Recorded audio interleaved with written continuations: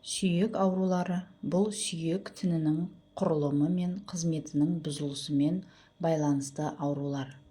Олар сүйектің әлсіреуіне, деформациясына немесе сынғыштығына әкеледі.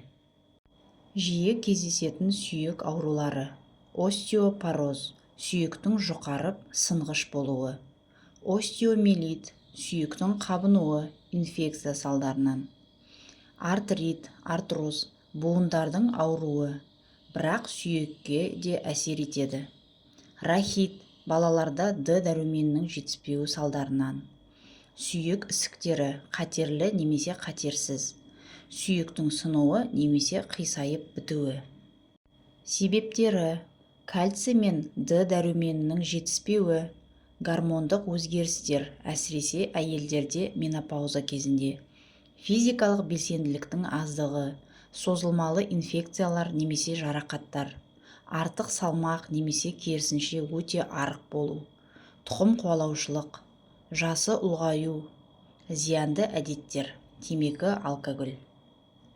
Алдын алу жолдары: кальцийге бай тағамдар тұтыну, сүт, ірімшік, балық, көкөністер; күн сәулесінен Д дәруменін алу, немесе дәрігер кеңесімен қоспалар; тұрақты дене белсенділігі, жаяу жүру, жаттығу; сүйекке жүктеме беретін спорт түрлері, жеңіл жүгіру, жүзу; жарақаттан сақтану, артық салмақтан арылу, жыл сайын медициналық тексеруден өту.